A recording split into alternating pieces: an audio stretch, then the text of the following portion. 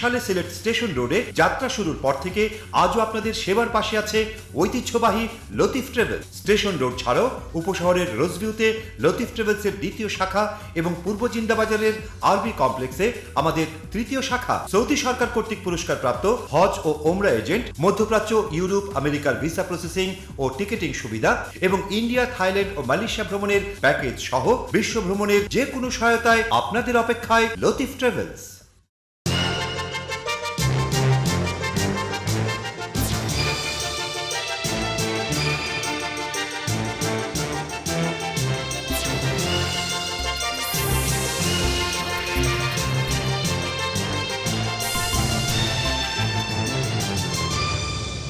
আসসালামু আলাইকুম।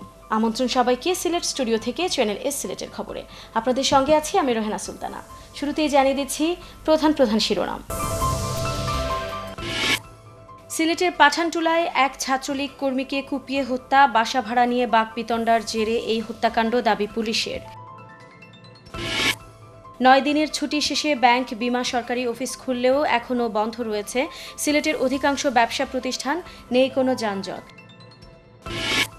বিশ্বনাথের দৌলতপুর আদর্শ উচ্চ বিদ্যালয় অ্যান্ড কলেজে একাদশ শ্রেণীর ছাত্রছাত্রীদের পাঠদান শুরু, কলেজ পরিচালনা পরিষদ নেতৃবৃন্দের উপস্থিতিতে ক্লাসের উদ্বোধন। মৌলভীবাজারে দরিদ্র মানুষের মধ্যে রিকশা, সেলাই মেশিন, ঈদ সামগ্রী বিতরণ করেছে যুক্তরাজ্য ভিত্তিক সামাজিক সংগঠন প্রজেক্ট লিটল। এতিম ও ক্যান্সার রোগীদের মাঝেও নগদ অর্থ বিতরণ। দারুল কিরাত মজিদিয়া ফুলতলী ট্রাস্টের উদ্যোগে বিশ্বনাথে দারুল কিরাত সম্পন্ন, প্রবাসী দাদুভাই ছৈল মিয়া ফাউন্ডেশনের অর্থায়নে দারুল কিরাতে উত্তীর্ণ ছাত্রছাত্রীদের মধ্যে পুরস্কার বিতরণ। এবং সুনামগঞ্জে বাউল সম্রাট শাহ আব্দুল করিম, মরমী কবি হাসান রাজা, বৈষ্ণব কবি রাধা রমন দত্ত ও দূরবীন শাহের ভাস্কর্য উদ্বোধন। শুনছিলেন শিরোনাম, এবারে পুরো খবর। সিলেট নগরীর পাঠানটুলা এলাকায় এক ছাত্রলীগ কর্মীকে কুপিয়ে হত্যা করা হয়েছে। রোববার দুপুর 1:30টার দিকে তার বাসার সামনেই এই ঘটনা ঘটে।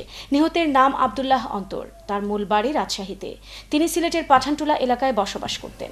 মহানগর পুলিশের মুখপাত্র মোহাম্মদ রহমতুল্লাহ জানান, পাঠানটুলায় সুলতান সানি নামের এক ব্যক্তির কলোনিতে বাসা ভাড়া নিয়ে থাকতেন অন্তর। রোববার বাসা ভাড়া নিয়ে মালিকদের সাথে বাকবিতণ্ডার এক পর্যায়ে তাকে কুপিয়ে আহত করে সুলতান ও তার সহযোগীরা। আহত অবস্থায় অন্তরকে হাসপাতালে আনা হলে কর্তব্যরত ডাক্তার তাকে মৃত ঘোষণা করেন।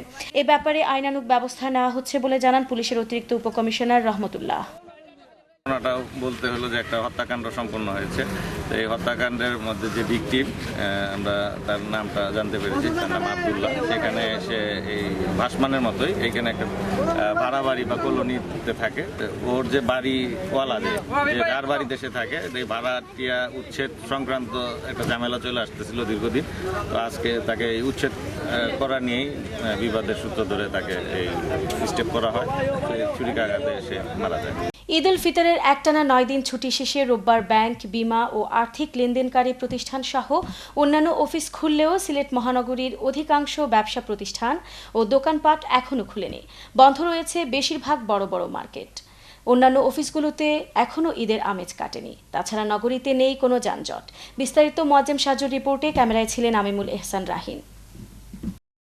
অন্যবারে ঈদের ছুটি 3 থেকে 4 দিন সীমাবদ্ধ থাকলেও এবার তা দাঁড়িয়েছিল 9 দিনে। ঈদ আর সাপ্তাহিক ছুটি মিলিয়ে ঈদের টানা 9 দিন বন্ধ শেষে খুলেছে অফিস, আদালত, কিছু ব্যবসা প্রতিষ্ঠান। তবে সিলেট নগরীতে এখনও চিরচেনা ব্যস্ততা ফেরেনি। ট্রাফিক পুলিশরাও অলস সময় পার করতে দেখা গেছে। ঈদের ছুটির পর প্রথম কার্যদিবসেই কর্মচারীদের উপস্থিতি ছিল স্বাভাবিক। ব্যাংকগুলোতে কর্মকর্তাদের সরব উপস্থিতি থাকলেও গ্রাহকের অভাবে তাদের অলস সময় কাটাতে হচ্ছে। স্বল্প সংখ্যক গ্রাহকদের সাথে কর্মকর্তাদের ঈদের কুশল বিনিময় করে সময় কাটাতে দেখা গেছে। এক ব্যাংক কর্মকর্তা বললেন, ব্যবসায়ীরা এখনও দোকানপাট ও ব্যবসা প্রতিষ্ঠান চালু না করায় গ্রাহকের সংখ্যা অনেকটাই কম। তবে ক্রমান্বয়ে গ্রাহকদের ভিড় বাড়বে বলে তিনি মনে করেন। ব্যবসা প্রতিষ্ঠানটা অনেকেই এখনো ওপেন করেন নাই, সো যেটার কারণে যে লেনদেনের যে রাশ আওয়ার যেটা, ওইটা এখনো ওইভাবে শুরু হয়নি। আশা করছি আমরা এই সপ্তাহের মধ্যেই জিনিসটা ঠিক হয়ে যাবে।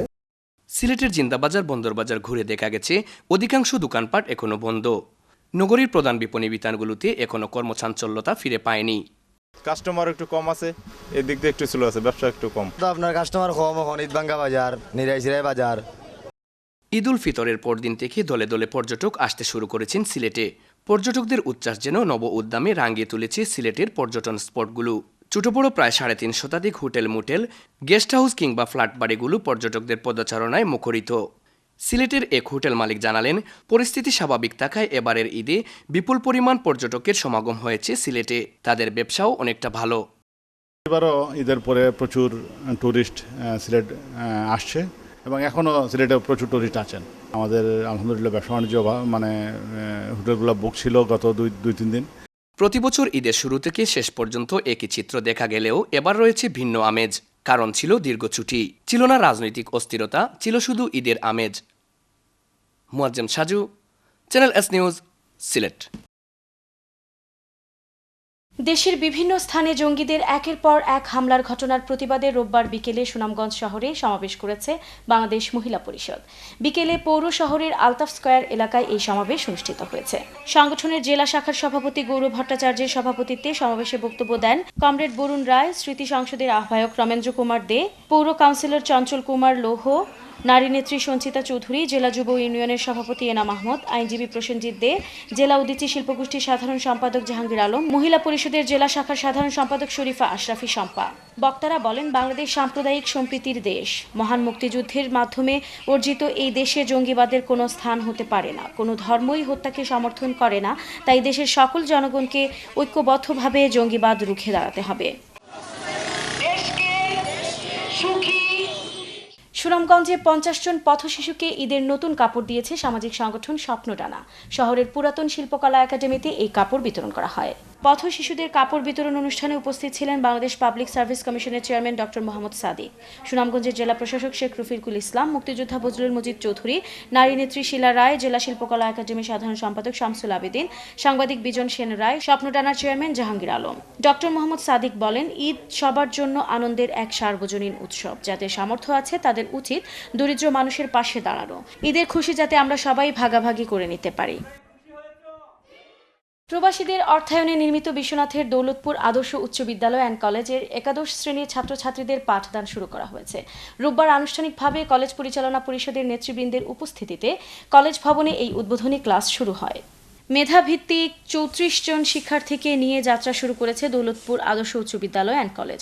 উদ্বোধনী ক্লাসে বক্তারা বলেন, প্রবাসীদের আর্থিক সহযোগিতা আর এলাকাবাসীর সার্বিক সহযোগিতায় নির্মিত এই কলেজের নামের সাথে ছাত্রছাত্রীদের মধ্যেও যেন সেই আদর্শটা ফুটে ওঠে। ওরিয়েন্টেশন ক্লাসে বক্তব্য রাখেন দৌলতপুর আদর্শ উচ্চ বিদ্যালয় অ্যান্ড কলেজের পরিচালনা পরিষদ সভাপতি মোহাম্মদ আবু শহীদ চৌধুরী, পরিচালনা পরিষদের সদস্য সচিব অধ্যক্ষ নিরঞ্জন কুমার দাস। এ সময় কলেজের শিক্ষানুরাগী সদস্য আজম আলী, অভিভাবক সদস্য নুরুল ইসলাম লুকুস, আবুল কালাম, জামাল মিয়া, তারিস আলী, শিক্ষক প্রতিনিধি জাকারিয়া আহমেদ, মহিলা শিক্ষক প্রতিনিধি কলি আচার্য উপস্থিত ছিলেন। কলেজের প্রভাষকদের মধ্যে উপস্থিত ছিলেন নাজিরা ইসলাম, রফিক মিয়া, জেনি বেগম, টিটু রায়, মতিউর রহমান ও হেপি বেগম।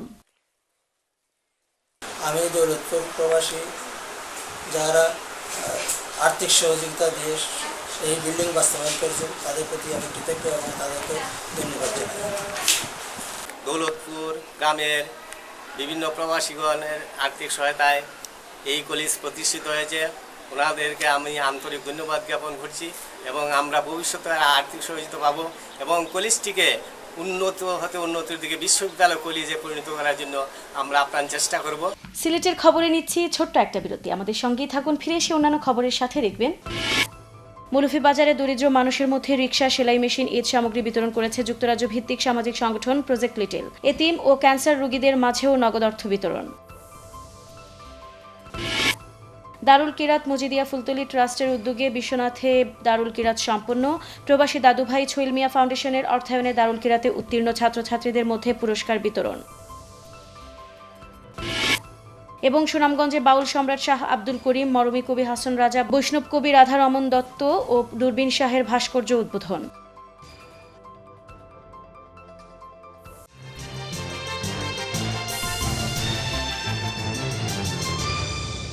সালে সিলেট স্টেশন রোডে যাত্রা শুরুর পর থেকে আজও আপনাদের সেবার পাশে আছে ঐতিহ্যবাহী লতিফ ট্রাভেল। স্টেশন রোড ছাড়াও উপশহরের রোজভিউতে লতিফ ট্রাভেলসের দ্বিতীয় শাখা এবং পূর্ব জিন্দাবাজারের আরবি কমপ্লেক্সে আমাদের তৃতীয় শাখা। সৌদি সরকার কর্তৃক পুরস্কারপ্রাপ্ত হজ ও ওমরা এজেন্ট, মধ্যপ্রাচ্য, ইউরোপ, আমেরিকার ভিসা প্রসেসিং ও টিকেটিং সুবিধা এবং ইন্ডিয়া, থাইল্যান্ড ও মালয়েশিয়া ভ্রমণের প্যাকেজ সহ বিশ্ব ভ্রমণের যে কোনো সহায়তায় আপনাদের অপেক্ষায় লতিফ ট্রাভেলস।